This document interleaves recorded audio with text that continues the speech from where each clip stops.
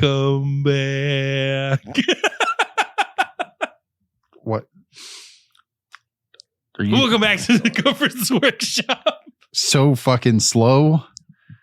And I'm not just talking about you. Ugh.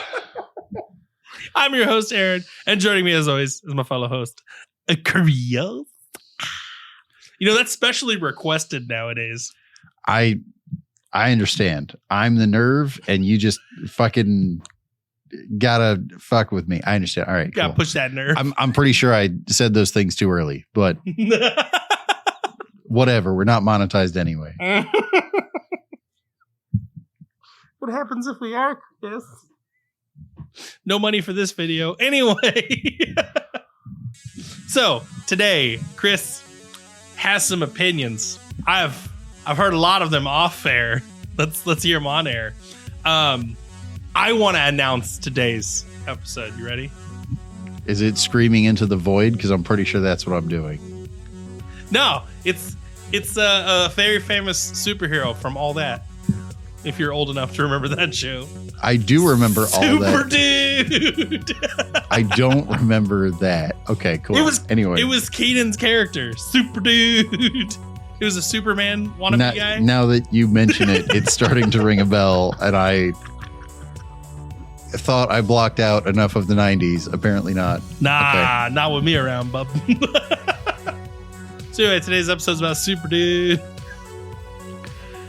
So there's a bunch of things, right? Okay, so as of recording this episode, we've gotten a bunch of spoilers, let's call them, for the new Space Marine Codex. And there's some other stuff going on around the tournament circuit that is an issue. We're going to go over those today. At the time of recording, there is no data slate. There's a bunch of rumors that we're getting one tomorrow. So maybe next week we'll be talking about that. If we don't get one by the time you're hearing this, then that probably means we'll talk about it after we get back from Nova. But I think there's one coming soon-ish. As far as the Space Marine stuff, because I know that's what everybody's talking about today, we have to... I don't want to go into, like, Intercessor data sheet and some of that stuff, okay? There's a bunch of cool stuff there that we can talk about, but I want to go kind of big picture. Let's start with the Super Legends exiled data sheets forever that they introduced legendary proxies. I would like to start by saying I have so many issues with this. Not because they're deciding to like give you an example of you could proxy up your dudes, but because it's a bad idea all around. Okay? Let's start with legendary proxies. What you're actually telling me is you were too lazy to come up with a Legends data sheet because you didn't want to keep around this one. You hate these models so much that you didn't even want them in narrative play? Or is it the third option of we didn't want you to be mad that we're getting rid of these models and we knew we weren't supposed to? It's totally that one. Okay, anyway, so now you're telling me I can take my suppressors and proxy them as inceptors. Can I give you at least 3 examples of why this is a terrible idea? You are encouraging, and this isn't just with suppressors. It also includes like the Devastator Marines and stuff like that. What is WYSIWYG? That is mandatory at every event, is WYSIWYG. Okay, well, now that's not the correct weapon for sure. And also suppressors especially, but this also kind of includes the Devastator in a different way of like, it's not even a similar silhouette. Yeah, the Marine, okay, he's not quite as thick, right? But like close enough. But I have pistols on my Inceptors. But now I have a barrel that's like 2 inches long so I can hook it around the corner and get line of sight when I shouldn't. Also, I have 3 units of suppressors in my list. I mean, Inceptors. This one's bolters. Well, that kind of makes sense, right? But this one's plasma. Okay, well, aren't you supposed to differentiate those? Yeah, but GW said I could proxy my suppressors, and suppressors only have 1 weapon option.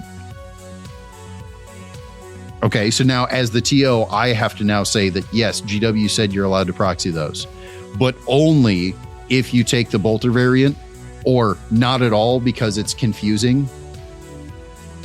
So now GW gets to make me as the TO look like the bad guy when they got really lazy rule writing. So lazy, they just didn't even want to give you a Legends data sheet. You can go to Devastators, right, and do the opposite thing. You know, there's one of the Devastators, not only are they firstborn, so they're smaller, but there's one that's like taking a knee, and you can give him like an underslung gun. So now I could have my 5-man Desolator unit, which is not only Primaris, but is holding all their guns like directly up in the air.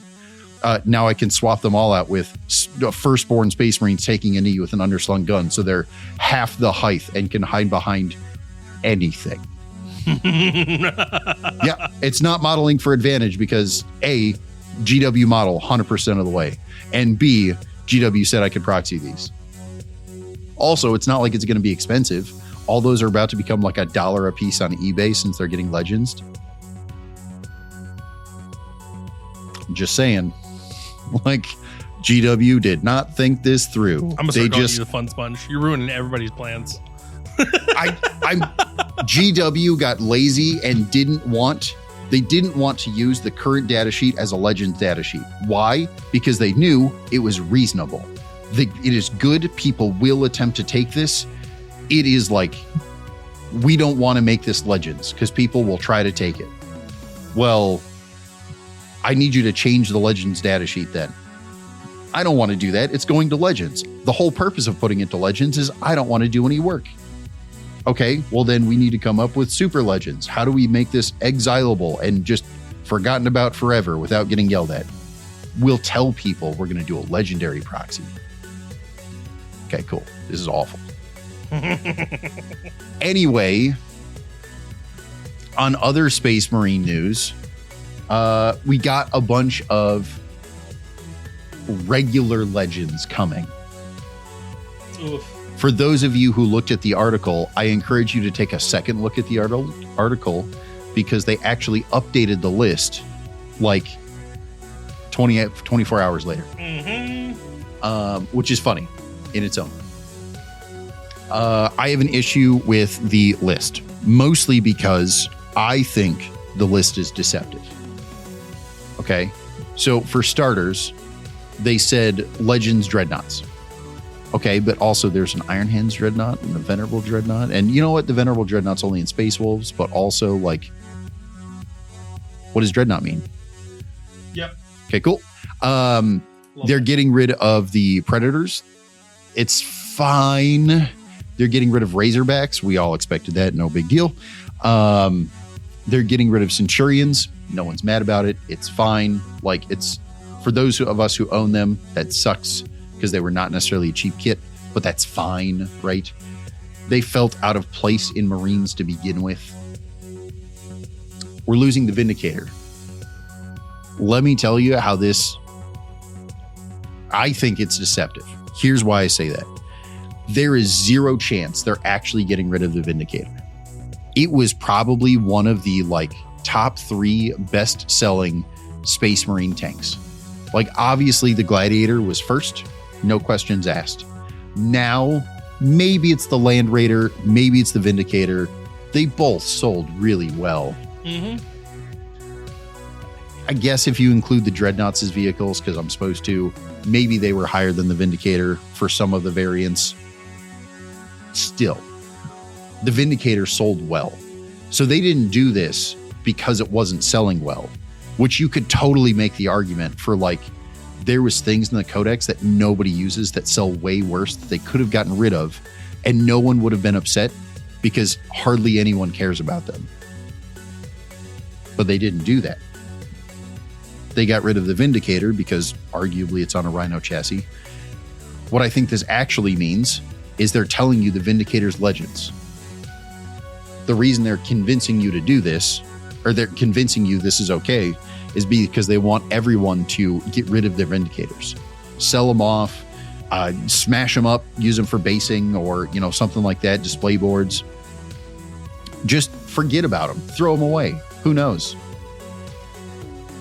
Give them a little time.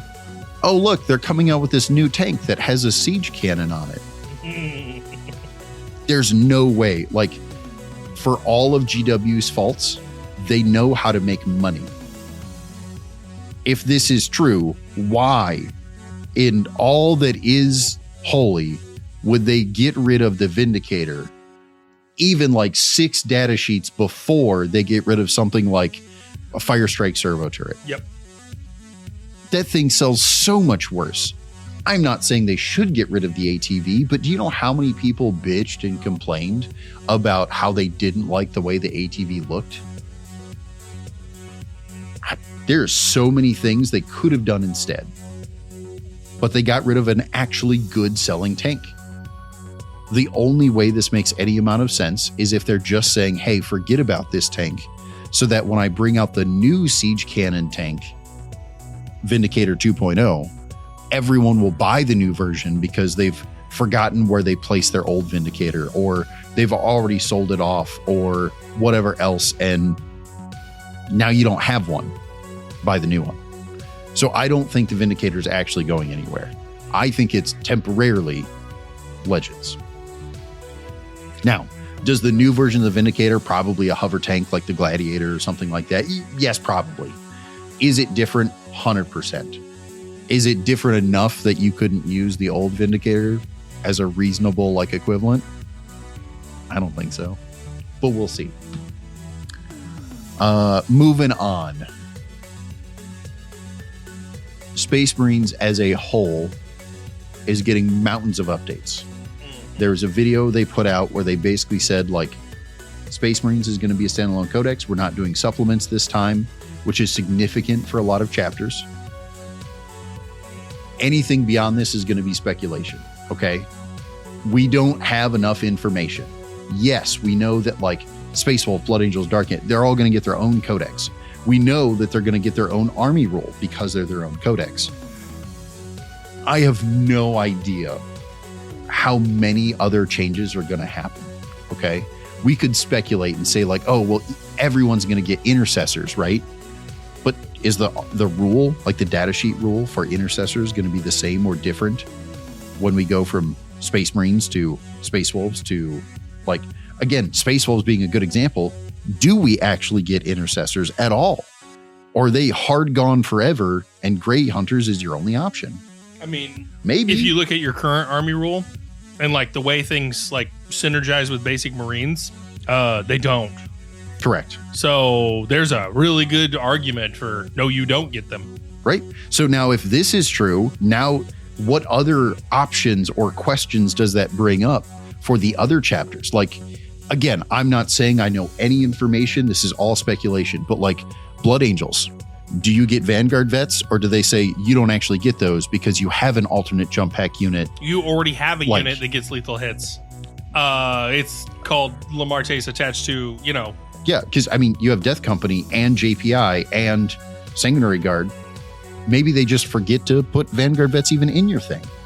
And I'm not saying that's going to happen. Like, I don't know for sure, right? But these are all things that it's just another question of, I don't know, too much speculation. So I don't want to go too deep into what all this could mean. Yep. Because most of it's probably wrong. What I do want to go into is Space Marines are going to become more elitist. Okay. Almost everything in Space Marines is going to go up in points. I'm not saying that's because I know information. I'm just saying there's too much writing on the wall. As a whole, Space Marines will become more elitist. Well, to go more into your point, we've even seen, like, everybody's talking about the chain swords and the bolters going up. Yep, and the toughness chain. Yep. We've even seen on some data sheets that they snuck in with those examples that, like for Outriders, I think it was we were looking at this morning. They kind of snuck that in there with the captain. Like, his stuff also went up. So, like, it's not just the bolters and the chain swords. It looks like everything's going to go up in damage output and AP and attack amounts. And so everything's going to go up to a degree. Now, again, we can't speculate too hard on everything, but the reality is, like, they've snuck some things in that nobody have noticed, or that it's not been as important to notice.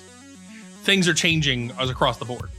Yes, and it kind of goes both ways. I think the reason I'm bringing this up is specifically because I think the whole game is going to get more elitist this edition. And I'm not saying that because, oh, well, Marines are going to T5, they must be more elitist. I'm saying even if you look at orcs, we have way more information on at this point. And I'm not saying they went up in toughness, right? But we have noticed that they're getting like cleave on more things. They're going to have more strength on their rockets and everything's getting a little better.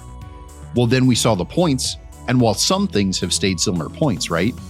There's quite a few units that have gotten more expensive because their damage output is better. Yep. I think across the board. And this is part of my, I don't want to say concern because that sounds bad, but like this is part of my feeling the need to talk about this is as the game gets more elitist, orcs are getting more elitist. It's not Marines are getting more elitist because they probably should have been. I'm saying like the Horde army after its codex is going to end up with kind of less models. Now, obviously they still have access to like Grats and you could still Horde. I'm not saying that isn't an option, but I'm saying if you're playing a kind of mixed bag list, like a lot of people do, you're going to end up with less models on the table. Well, and the thing is, like we've been saying this for months. Since 11th edition dropped, we've been talking about how everybody's concerned with like, I don't have 13 drops on my list. I don't have 60 bajillion drops on my list. The answer is, we already called it from day one. The game arguably starts to make you and want to start considering less drops, more durability, less drops, more killability, more staying power, more of a certain thing that matches your playstyle, and less of a just general it's good, or I have the numbers to win, or it's not last edition where the amount of units you had matters. Now it's what do they do? And I while I do think that is mostly true for quite a few of the dispositions, that's not like always true. Because again, like Recon, it does encourage shitty 5-man squads as cheap as you can get them, run them up the board. Like you still have to have some good killing units. Exactly. But you're less focused on everything being good at a job, more focused on enough being good at a job, and the rest you can just go die and do things. Yeah. Yeah. So I think in general, the whole game is going to get more elitist. This isn't a problem up until we make it a problem. And I say that because the Horde factions becoming more elitist, if we get up in arms and bitch about that, it's not unreasonable because you're supposed to be a Horde. But it is unreasonable when you don't compare it to the rest of the game. If we get all up in arms about how like we get the new Orc Codex and we say, oh man, I have so few guys and this isn't how orcs are supposed to play and orcs are terrible now and you know, orcs have lost all their lore and their fun and blah blah blah. Okay, but is that true by the time that we get the rest of the 11th edition codexes? No, they might still be one of the bigger Horde factions. It's only if we compare it to like, if we're only comparing the Orc Codex to the previous Orc Codex, well, yeah, you're right. You're getting way less dudes now, and we're going to bitch about that. That's not fair to bitch about, because we don't care about the 10th edition Codex anymore. We've moved on. We care about what else is going on in 11th edition. I understand this is an extreme example, but if I talked with somebody about the current Marine Codex and I compared it to like the 3rd edition Marine Codex, well, the current Codex is either the best thing you've ever seen or the worst thing that has ever happened to Marines, depending on which parts of the 3rd edition Codex you thought were cool. It's not worth that comparison. So, as much as we're seeing giant, widespread changes with Marines and Orcs and stuff like that, could we sit around and bitch all day about how, oh man, Space Marines lost so many data sheets, they're going to be like not even a real Space Marine thing anymore? Yes. And don't get me wrong, some of these I'm really disappointed about, right? Like the Vindicator has been in so many books, is like the whole idea of the Siege Demolisher cannon. It's one of like it's the second most popular tank variant on art from GW when it comes to the Guard. It's plastered all over the lore. Yes, we should get it back. We're not going to have it for a minute, and that sucks. Am I going to say that like GW hates Marines now? No. I'm going to acknowledge that this is temporary and they're going to come out with some new kits and it'll all work out in the end. It ain't worth losing my shit over now. Doesn't mean I'm not disappointed. I thought the Vindicator was great. I loved the Vindicator back at the beginning of 10th when nobody thought it was very good. It's fine. So, off topic a little bit, talking about changes. I would like to point something out.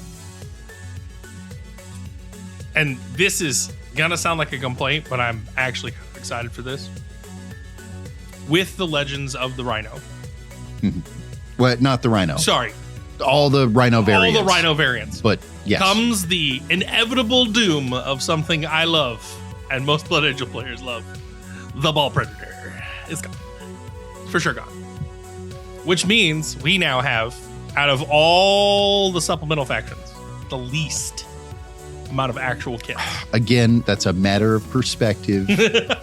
That is not actually true. Yes, you have less. Also, you're still losing, like, again, it depends on how you want to argue it, but like Death Watch have not been mentioned at all. There's a good chance that they as a whole might get Legends on accident. We're like, see, that's all of that's fine and dandy, but the thing is that the writing is on the walls for other things and nobody's actually paying attention to it. We're the poster boys of this edition, right? Of Armageddon. Yes. Of Armageddon. Yes, that was the launch box. So arguably, just like Leviathan, you should hold some extra regard at the beginning of the edition. There's been a lot of Blood Angels lore drops. Yes. A lot of Blood Angels lore drops. Dating from Horus Heresy to even into the current 40k timeline. Yeah. Yes, we are very character heavy. There is no argument. I think we had 7 data sheets for characters.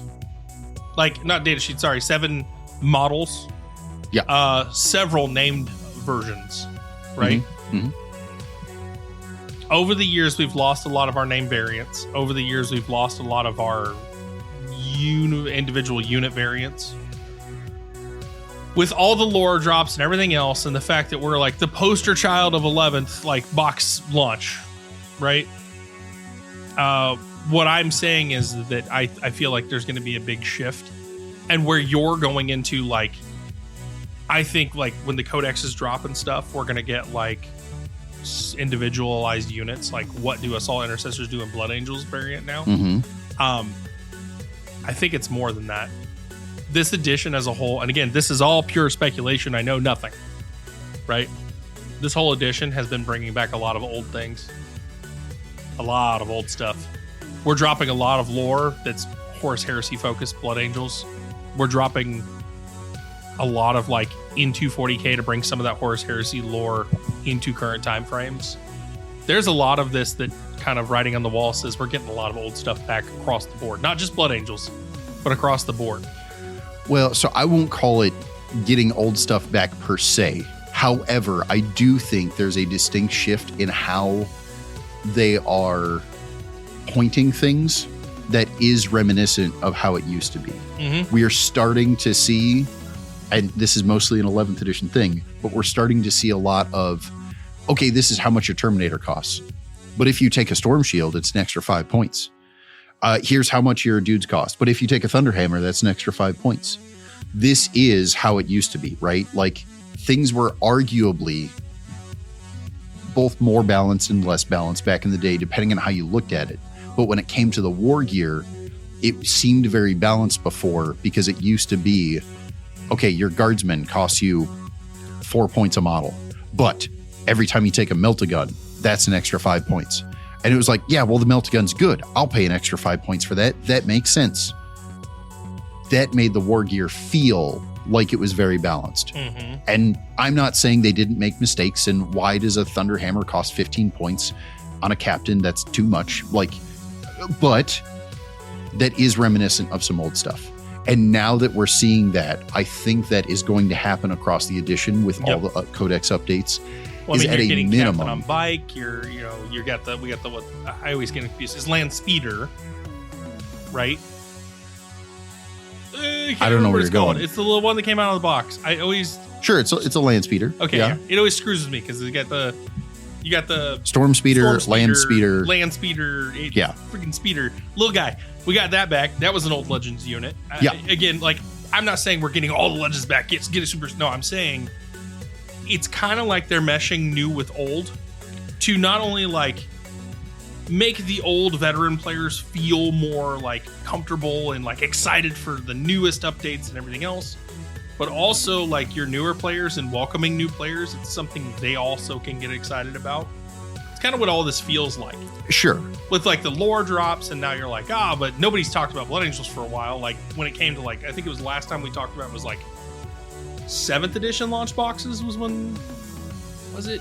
Armageddon was done once before. Yes. Armageddon, this is actually the third time Armageddon's been done. Yeah. But yeah, so some of the time they focused more on the guard than the Marine side of things. Yeah. Other times they focused on the Blood Angels part. It just feels like they're trying to mesh old with new and excite everyone at the same time right now. And I agree with you. I think that's the goal. And I'm actually glad to see some of these things coming back, because one of the main goals I think they have with bringing some of this old stuff back now is they're trying to make people feel more comfortable with some of the stuff going away. Mm-hmm. And what's really both funny and frustrating is that that's not quite how it's being received, right? I don't think anyone's that upset that we're losing the Centurions, because again, they felt out of place. They were the only thing that was a Marine inside of a Merino until we make a burrito, whatever. But if we again take a step back and look at what's going on, losing the Vindicator is not actually losing the Vindicator. Do I want to be upset that the Vindicator's gone? Yes. But just like the land speeder, we can acknowledge it's gone for now. Yeah. Right? So while we could get upset about a bunch of this, I think they have enough track record that we agree that not all of these Legends units are gone. They're gone for how long is the question. And if it's gone for, if we lose the Vindicator for the next 3 editions, that sucks. I'm going to be really upset about that. If we lose the Vindicator for the next year, maybe 2, it's fine. It's not a big deal. As much as all that's true,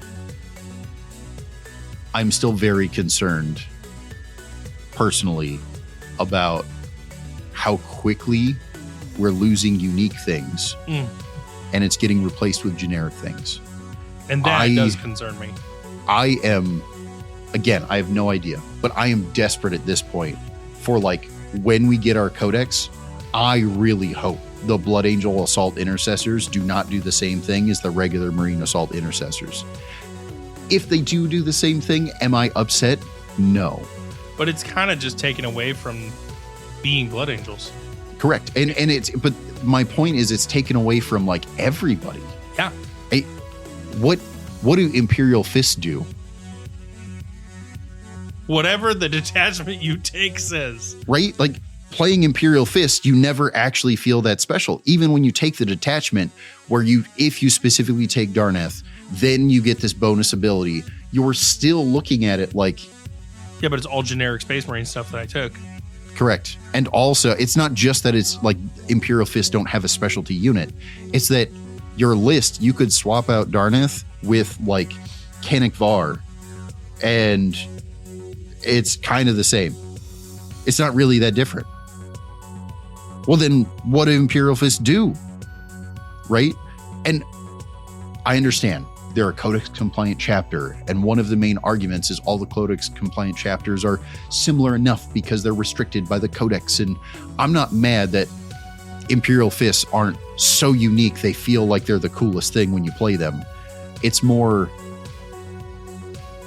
the fact that Blood Angels and also Space Wolves and also Dark Angels are feeling more and more like basic Marines, when for the whole life of 40K, they like had their own supplement or their own codex or their own index. They were supposed to be different. And now you're looking at them like Space Wolves feels different. But that's because the whole index or supplement basically says don't take generic Marines. They don't work. That's the only reason they feel special. Black That Templars sucks. is kind of the same way. Like all of these variations of Space Marine non-compliance, they all just kind of got this intent. They all kind of got this like smack of like, you're not special. Like I lost a ton of data sheet. I know you lost a ton, but I lost quite a few as well. And when they gave them back to me, they didn't even give me like, here's an upgrade sprue, buddy. Like that's how I got treated. Sure, but I guess a better example would be like the Blood Angels captain. Yeah. Right? Like you lost several named characters. Don't get me wrong. They were in Finecast and those models needed to be gone or replaced. I hear you. But they gave you a Blood Angels captain on foot. And he's got the cool ab armor and like, all right, cool. That's a sweet looking model. But his ability is no different. You're right. Why would I take him? He's not that cool. And also, you gave me a basic captain to replace 3 separate unique named characters. I'm feeling more generic Marines. And I'm not even saying that I wanted those named characters back, but like if you would have replaced those 3 Finecast named characters and replaced it with another unique Blood Angels unit, it doesn't even have to be a character. Yep. They took both my variants, or all 3 variants of Dreadnought away from me and gave me 1. And that 1 was just a Brutalis with reskin. Correct. It's actually just a Brutalis data sheet with a different ability. It's not even, again, it is that kit, right? So like everything's what like has been feeling more and more vanilla. And then Space Wolves, again, I think got it the worst. Not only did we lose more data sheets than everybody else, but also every character on Thundercav, -1, that was in Finecast, came out of the Thunderwolf kit box. That's still sold right now. If you get those boxes, there are instructions in there of like, here's how you build this named character. But there's no data sheet for that. So like, why? You're still selling it. Because they're trying to make it more vanilla. And yes, we can say that's for the sake of balance. And if that's the reason, there's a level of I'm on board. But also, there's like a line of like, I'm on board. There was some data sheet bloat. Let's narrow that down a little bit. I hear you. But if you narrow that down too much, what's the point of picking a chapter? Yeah. Better yet, and this is like one of my arguments is, if all the chapters are so vanilla, why is there such a restriction of if you pick a chapter, you can't play other chapters? Again, are you really telling me that if Lysander and also Canik Var were in the same list, it would be broken? There's so many unique named characters that are good in Ultramarines alone. If you only took Guilliman, those 2, Canik Var and Lysander, still wouldn't be good enough to make that list anywhere near as good as the one with Guilliman. So like, and I get that he's a Primarch, yeah, but that's without any other character support. That doesn't even include the fact that Victrix Guard and all these other cool things, right? Like, the only reason I think there's a chapter limitation right now is because Ultramarines and the 3 Snowflakes still have enough data sheets that you don't want those to mix with others. And again, for the sake of balance, I'm on board. But how many more data sheets can we lose before that argument doesn't work anymore? And it's like, well, we don't want Ultramarines to mix with anyone else. Anyone else could mix, though, probably. Like, that feels like the direction we're going. So now I need to give you all some information so that we can all, for lack of a better term, get back at GW, because they've frustrated me this week. When don't they? So they don't always. They don't always. This week, they've gotten to me. And we can blame it on stress and whatever else, but also they got to me. We saw a bunch of cool stuff in the video. And no, it's not in the articles. But for those of you that watch the videos that they put out earlier this week, there was, we found out Vanguard vets are going to keep their shields. Okay. Hell yeah, that's what we wanted, right? Now I can finally build those guys. Here's what I want to tell everybody. Last week, we found out the price of the orc stuff, and it was high. Okay? I think last week is actually part of why it was so easy for them to upset me this week. When we complain about expensive kits, we always use the example, and there's a million videos out there you can go watch from a bunch of different people. AdMech's the most expensive faction to play, and the little chicken walkers are so many points per dollars. This is going. You're right. There's some expensive kits out there, and some of those kits are like, again, the chicken walker. Mm-hmm. That's a $60 or $65 kit. Okay, well, if I just look at the model, maybe that's not so bad. And then you go to put it in your list, and it's 55 points. Fuck, that's a lot of dollars per points. This is way too expensive to play. And that's part of why AdMech is so unpopular. It's just because it's pure dollars, right? You want to know what dwarfs that? An orc truck. An orc truck is now the most expensive model for dollars per point. And it's not like, oh, it's a couple of cents more per point.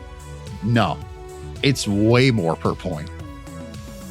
So right now, if you take, and don't get me wrong, the chicken walker has like 4 different data sheets you can make out of it, which each have a different points level. So like, it's not always this bad, but if we do the worst case scenario, 55 points for $65, that's like $1.14 a point.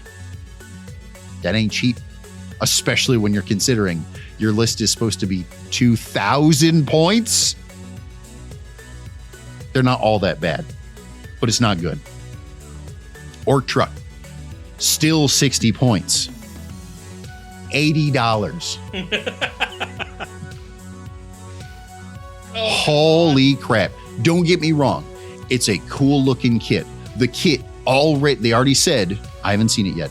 They've already said it's going to come with so many extra bits that you could make all these things and you'll have leftover bits to do cool stuff with on your other orc models. And hell yeah. I'm very happy with the kit. That $80 price tag, little high. I'm not happy with that. But that's still $1.40 something. It's over $1.40 per point. Oof. Big oof. So here's what we're going to do today. Here's how to save yourself buckets of dollars. Oh, here we go. The Armageddon box. Everyone is complaining about how GW is almost intentionally devaluing the box, right? The Orc Boys, push to fit, don't have all the war gear options. Vanguard Vets, push to fit, don't have any shields, even though that's totally an option. I hear you. Here's the truth. They didn't devalue shit. Did you just tell me that the Armageddon boxes are now going to be like even cheaper? So unlike the Leviathan box back in the day, after a while, because there was like less of them available, they became worth way more than MSRP. Because people like, again, individual kits, this is still cheaper. Even at above MSRP, I'm still willing to buy that because I save money. Well, now these Armageddon boxes are not only a discount box, but now you're telling me that they're going to not go above MSRP because they've devalued them by not giving you all the war gear options? Okay. You know, Horus Heresy has a lot, and I mean a lot, of boxes of just war gear. I can happily save so many dollars. I'm going to buy a bunch of Armageddon Vanguard Vets for cheap. And then I'm going to buy a single box of Horus Heresy upgrades. Why? Because I can get a mountain of shields for not that expensive. And because I save so much on getting the push to fit guys, I'm still going to net saving buckets of dollars.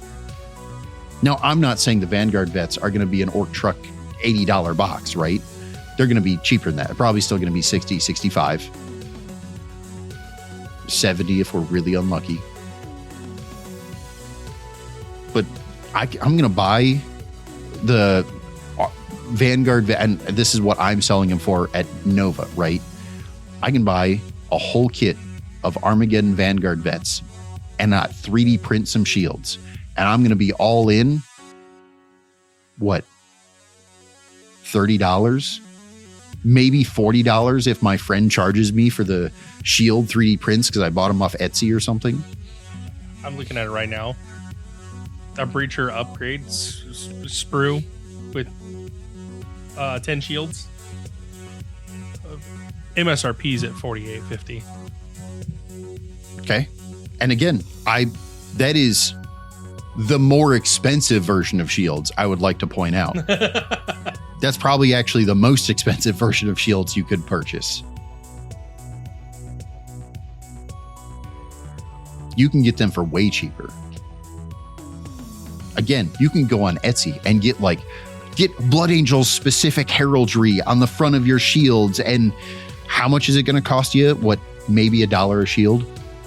I'm not even kidding you. I looked it up and it was like $10 for a pack of 10. So yeah, $1 shield. I mean, a little over $1 shield because, by the time it's shipping but yeah. But again, you can go buy the Vanguard vets from the Armageddon box. And I understand that I'm selling them for like $30, $35, right? But also you could absolutely go out there and get them for even cheaper probably after all these announcements.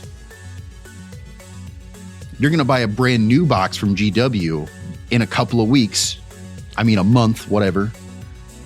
You're going to buy these Vanguard vets for what, $70 a box? No. Do you think this is a push? I mean, okay, think about it. We the new box, they're talking about like using old Mark gear and everything else. Do you think this is a push for them to sell more Horus Heresy kits in conjunction with 40K? Okay, yes and no. Here's my issue, and we're gonna go in the Wayback Machine to when I was extra salty. Yes, I think, and you can look at Custodes especially, right? But there is a big push that they are shifting to where Horus Heresy kits are encouraged in 40K by GW. Here's my issue with all of this. They are notorious for the Leviathan Dread, for Vindicators. This amount of, it's playable in 40K, and then they just Legends a thing. So, yes, they are mixing Horus Heresy and 40K, but we all have to be a little careful about if the box doesn't actually say 40K on it, like the Custodes do. I don't know how much I trust it. The weapon upgrade boxes, though, they're probably the best value I can purchase from GW. Not because it's like the best box out there, but because those specific boxes make second-hand buying infinite value. Every person who's going out there to buy the new Orc Boys, I'm not mad at you. Do your thing. Also, you're an Orc player. I know you love to hobby. In what world would you pay that many dollars for boys to get a couple of extra war gear options when you and I both know you have so many old boys that are just going to collect dust? You have all the war gear you could ever want. And secondly, you want the bigger, better boy? I'm on board, man. I love that. The bigger, better boy. I mean, they are, right? But as much as that's true, why aren't you getting the Armageddon boys? There are so many people splitting boxes. We're selling parts of those Armageddon boxes individually. And that's just us. That's not even like eBay and everyone else who's like bought an Armageddon box and then only wanted the Marines, or vice versa. There's no reason to be buying half of the new releases for orcs. I'm not mad if you do, right? But also, I know you love to hobby. Almost every orc player loves to hobby. Have fun with it. Do a little hobbying.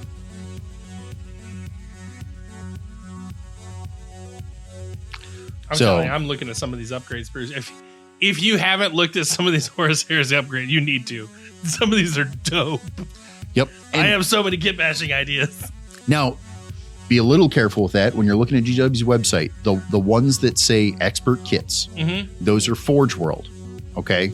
So that means those are honestly going to be the coolest ones. But as much as that's true, those are still the resin. Those are a little harder to work with. Also, they're going to be kind of expensive. Yep. I'm not saying you got to go that fancy. But also, they have some really good Horus Heresy. Like, again, we talked about how to make cheap suppressors back in the day. Now I'm telling you, you can take that same upgrade kit that you were using. And if you are going to use your suppressors, I mean JPI with fancy guns, to make your Inceptors, they're literally encouraging you to like break off those autocannons, take those plasma cannons that were in that same upgrade kit. Now you have at least a WYSIWYG Inceptor. You didn't have plasmas in that one. You had Volkite and Lance cannons. You're right, Volkite. But they do have one that's heavy flamers, multi-meltas, and the plasmas. Yeah. So there is a second upgrade kit, which honestly, the plasma cannons, they just look so dope. Yep. Anyway, this is a good way to save yourself buckets of dollars. Do extra kit bashing. As far as I'm concerned, with the prices GW is putting out, we can all decide to pay them, and that only encourages them more. Or we can still reasonably support the company while telling them that an orc truck should not be $80. Calm down. We're going to do some kit bashing. I don't need that. That's what I think. Save us all some dollars and convince GW to stop pricing so goddamn high. So moving on, I need to talk about one more thing before we end, and I know we've kind of trailed on with this. There's been some kerfuffles going on around the tournament circuits, specifically with lists being legal. Okay. So here's what I'm going to tell you, because we have a GT coming up and we'll get into that in a second. When you are applying to events, it is becoming standard that they're kind of a lot of places are starting to mandate that you put your lists in. When you put your list into BCP, you need to manually double check it. Here's step one. There is some bugs in GW's app. And let me start by saying, with all these complaints, I still like the GW app, but it's got some bugs. Sometimes it's accidentally duplicating units that it shouldn't. So while you are playing a legal list, the list you put in shows a whole extra unit for no reason. There's people who have done this innocently and gotten in trouble at events. There was a guy who should have won an event, went 6-0, but ended up getting all his scores zeroed out because of this bug. He did nothing wrong. It was a bug. He should have double checked his list, so I won't say he did nothing wrong, but it was an innocent mistake. He played correctly. He proved that it was a bug in the app. He was able to recreate it, but also his scores are zeroed out. There's not much they can do. This sucks for him. Don't let that be you. Furthermore, there are people who are abusing this bug. Not because they're intentionally finding a way to like create the bug and then playing innocent. It's because the app does not tell you when there's an error. There was another guy who got, and this was a couple of weeks ago. I think this was actually the same weekend that there was the parking lot fist fight. So like nobody really noticed because we were too busy talking about the MMA brawl. I say that jokingly.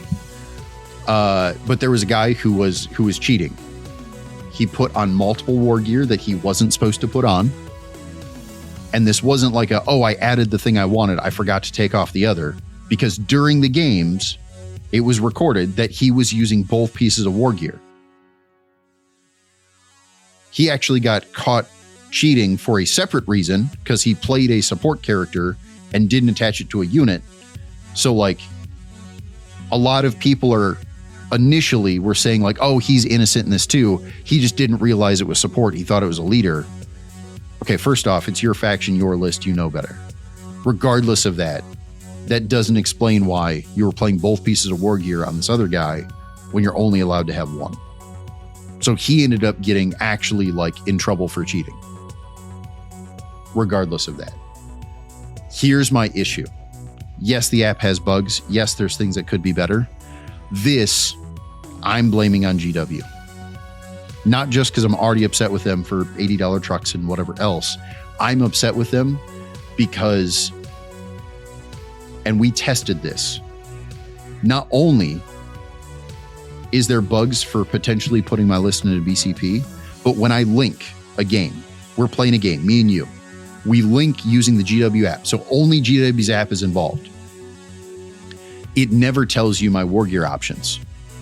Like it tells you what war gear I have attached, but it never gives you the list of like, oh, choose this to swap with this. And like, how many of this do I have? It doesn't give you all the information to verify your opponent's lists. Nor does it give you a flag saying this list is illegal. But I, in fact, linked with someone where I intentionally built an illegal list. It was 3,000 points in a 2,000 point game. And also I put war gear on that I wasn't supposed to. I never checked a warlord. I played 4 of a unit that I could only play 3 of. And there was all kinds of flags on my end, right? GW's app was telling me it was wrong. But then when I linked with my opponent and I select that list, my opponent looked at it and there was no flags. According to their side, it was completely legal. We knew it wasn't, but also we did things that were obviously illegal, like playing 4 of a unit. Yep.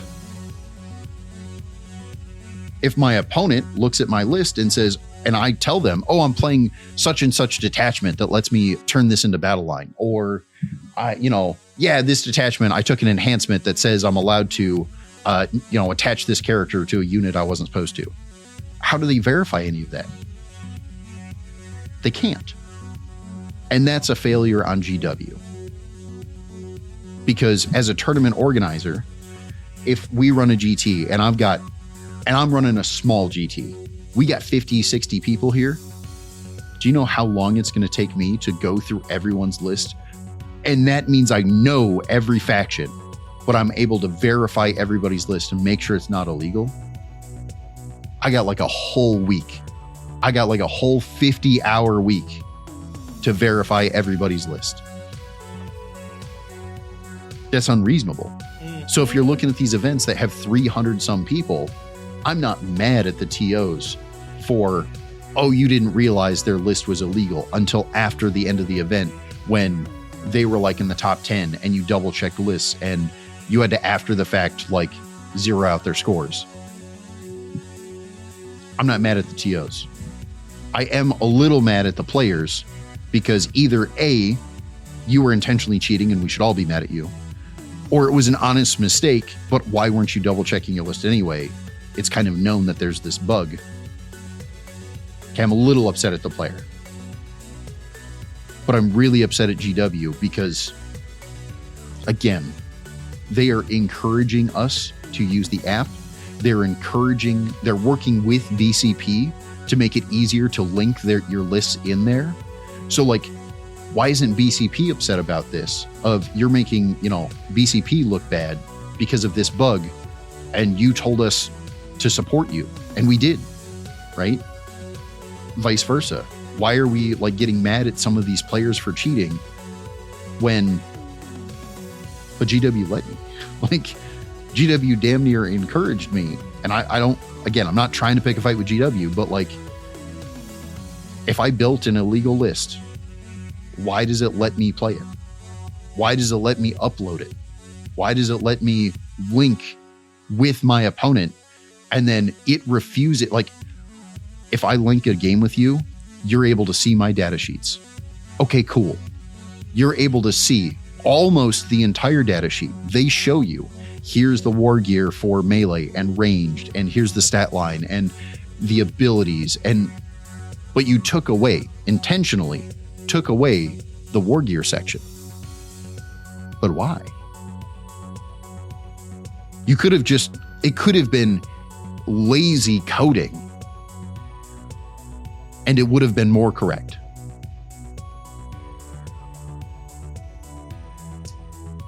Again, I actually like the GW app.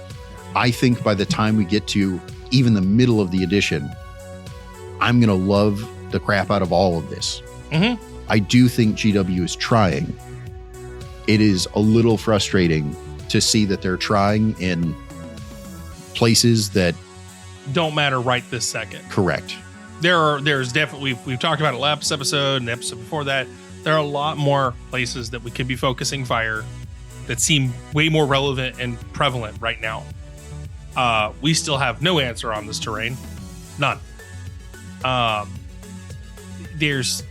We're getting a data slate update this week. Maybe we get an answer then. Maybe some things change. But there's the terrain issues. And though they seem minor, it has led to some confusion and some issues. There's issues with interactions for rules. Why are nuns blowing up? Nuns with guns exploding? What? Again, there's a bucket of these things. We pointed out several episodes. Go back and listen to them. But there's some issues that we could be focusing on, and yet we're focusing on this legendsing units and like creating a new category of category. Super legends. Exactly. And like, yeah. And again, I know they're on it. They've made it a point to tell everybody multiple times, especially the TO program. We actively listen. We're actively working on it. And this is never supposed to be a podcast where we just dog on GW. They're doing their damnedest. They created a damn fine game. We love playing it. We love them for it. This is just supposed to be pointing out like, hey, there's some issues. Maybe we should focus fire on those things. You're doing a good job, but also we need to look at some things. Yep. I would love, and we're going to go to Nova. We're going to talk with the TO program. And I know that the TO program has nothing to do with the coding of the app, but also I'm going to do my small part, right?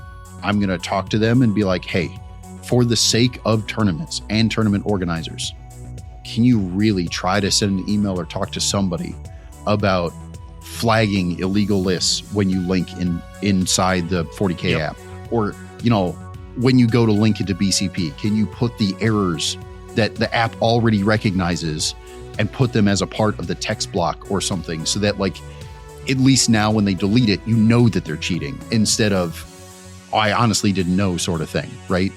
Having the ability to just like when you go to export the list, just put up a little flag real quick of like, not all your leaders are attached. That could be. Is this what you want? So that you don't have people being like, oh, I didn't realize that I didn't have him attached. My bad. He's supposed to be. And then either your opponent or the tournament organizer has to be an asshole to you and be like, that's not the list you submitted. Either you have to change it and I have to give you a yellow card because you changed your list after the event started, or you have to play with that leader unattached and now you get to feel bad all day because he sucks because he's supposed to be attached. Like, nobody's happy about an honest mistake, but it would be so simple to fix on GW's part. GW, I will pay for the whole 1 hour of coding required to fix this. Just fix it.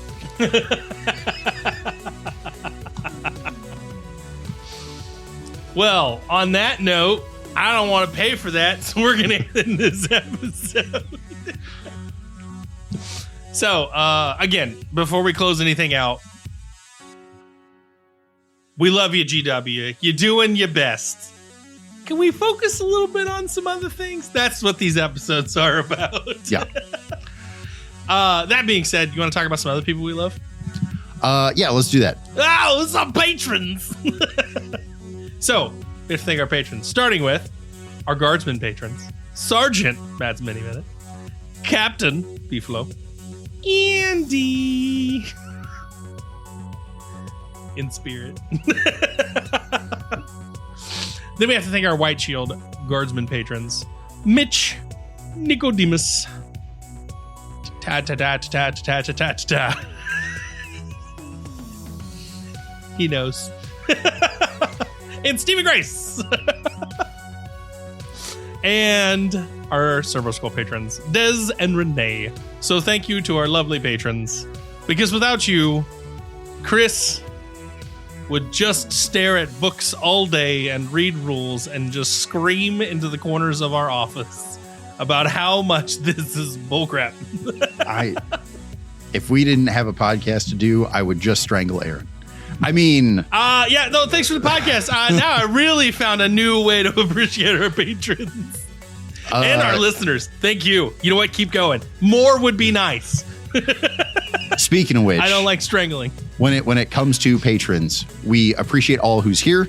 We encourage all of you who are listening. If you can afford it, again, don't do what you can't afford. But if you can afford it, we have multiple options on there. Some are $1 a month or something like that. Yep, all the way down to $1. Yep. And then we have extra benefits for that. Specifically, our Captain Beefalo. He is using the tier that allows him to send lists to me once a month, and I do a review for those. I actually have one in my queue that I haven't gotten to yet that he sent me that I need to review and get back to him. So we're, again, depending on the tier, I can help as much as I can, or, I mean, just any amount of appreciation goes both ways. I'm telling you right now, you can even use the Commissar tier. $69 a month. You know what it gets you? Chris has to build you a list. He has to not only build you a list, but test the list before he sends it to you. Which I'll do it, but also I just realized I might want to change the picture of that tier to be the Commissar Quagmire. Anyway. Giggity. But each section has their own little thing. Also, there's one on here nobody should ever pay for. Ever. I still want to delete that. But anyway. Nope, I'm not gonna let you delete it. It's because I know somebody's gonna ask for a higher tier. There you are. But you shouldn't. I'm gonna encourage you don't. Moving on. So we've got a GT later this year. For those of you who are willing to do a touch of traveling, are reasonably within our area. That'll be in November. We have the 21st to the 22nd. Correct. It's a 2-day event. We've got the tickets up and available now while supplies last. And we would love to see you all. It's going to be a heck of a time. We already have a small mountain of prize support. Still working on more, but yes. Yeah. We'll do a little more announcing of that after we get back from Nova, but there's like other event tickets involved in there to some big events. We've got a bunch of cool prize support stuff from various different hobby companies, and it'll be a good time. We hope this year goes well. So with that being said, thank you all for listening. Tune in next week. Hey everybody, it's Aaron. I want to thank you again for tuning in for this episode of Gopher's Workshop with us, hanging out and listening. Remember, leave a 5-star review. Let us know what you think. And if you feel like supporting us, you can always go to Patreon in the show notes below. Thanks. Till next time.